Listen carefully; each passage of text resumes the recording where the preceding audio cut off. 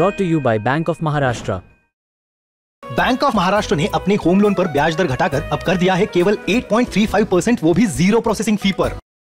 नमस्कार, मेरा नाम है उपासना और आप देख रहे हैं ललन टॉप की खास पेशकश 24 का बजट। इस सीरीज में हम बजट का इतिहास नाम से बजट से जुड़े हुए कुछ किस्से और कहानियां बता रहे हैं। सीरीज के इस आखिरी एपिसोड में हम बात करेंगे 2014 में एनडीए सरकार के सत्ता में आने के बाद से लेकर अब तक पेश हुए बजट के खास घटनाक्रमों के बारे में। साल 2014 जब मोदी सरकार काला धन वापस लाएंगे के वादे के साथ सत्ता में आई थी।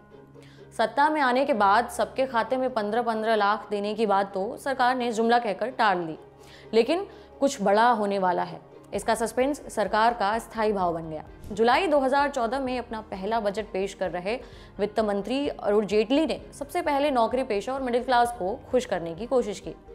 महंगाई से जूझ रही जनता को रिझाने के लिए इनकम टैक्स से छूट की सीमा 2 लाख रुपए से बढ़ाकर 2.5 लाख कर दी गई। सेक्शन 80C के तहत डिडक्शन के लिए निवेश की जो सीमा 1 लाख रुपए थी उसे बढ़ाकर 1.5 लाख कर दिया गया। होम लोन के ब्याज पर डिडक्शन लिमिट 1.5 लाख से बढ़ाकर 2 लाख कर दी गई। अगला बजट जो जेटली ने पेश किया वो पूर्णकालिक था। यहाँ पर अमीरों पर शिकंजा कसकर आम आदमी को राहत देने की पॉलिसी दिखी।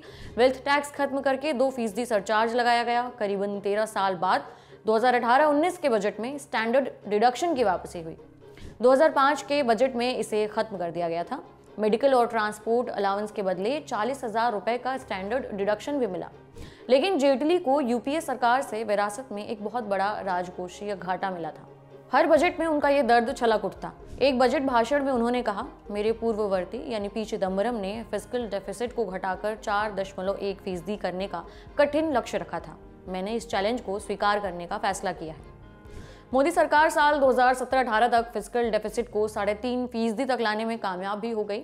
साल 2016 से 2018 का दौर बजटीय इतिहास में मील का पत्थर कहा जा सकता है, क्योंकि इसने आम बजट के मायने ही बदल कर रख दिए।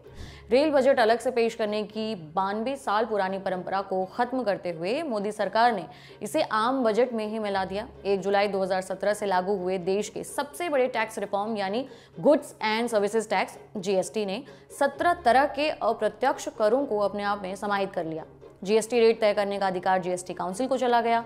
ऐसे में क्या सस्ता होगा, क्या महंगा होगा, ये सुर्खियां आम बजट से लगभग गायब ही हो गई। लेकिन नोटबंदी और जीएसटी के तुरंत बाद असंगठित और अनौपचारिक क्षेत्र की जो दुर्दशा हुई उसने अर्थव्यवस्था को झकझोर कर रख दिया, और शायद अरुण जेटली की छवि को भी। बीजेपी नेता सुब्रमण्यम स्वामी और आरबीआई के पूर्व गवर्नर रघुराम राजन ने भी जेटली के कई फैसलों और नीतियों की कड़ी आलोचना की। अब बात ब्रीफकेस से बही खाता और टैबलेट बजट लाने वाली वित्त मंत्री की।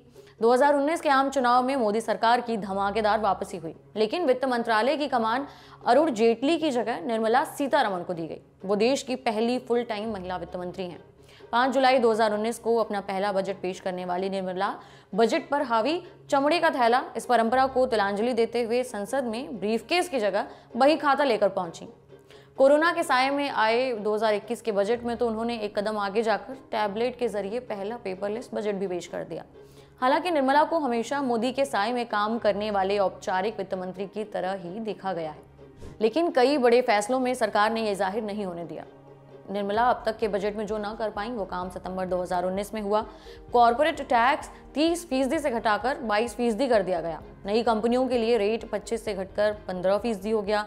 इसका असर अब कंपनियों के मुनाफे पर दिख रहा है। लेकिन निर्मला के लिए चुनौतियां अभी बाकी थीं। जीडीपी में सबसे ज्यादा योगदान देने वाला इनफॉर्मल सेक्टर पहले से ही तंग था। कोरोना महामारी ने 1.2 करोड़ लोगों की रोजी रोटी छीन ली। किसानों की आमदनी दोगुना करते करते मोदी सरकार किसानों की ही आंख की किरकिरी बन गई। ऐसे में पिछले और आने वाले बजट के लिए भी सरकार की चुनौती इसी सेक्टर को साधने की हो चली है।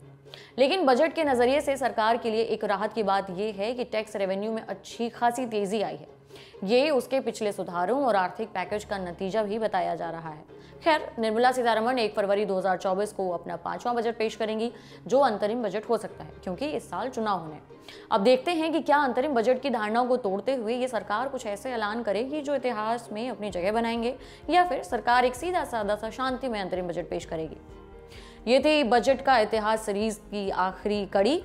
कैसे लगी ये जानकारी हमें ज़रूर बताएं, और बजट पर हमारी विशेष कवरेज लगातार जारी है।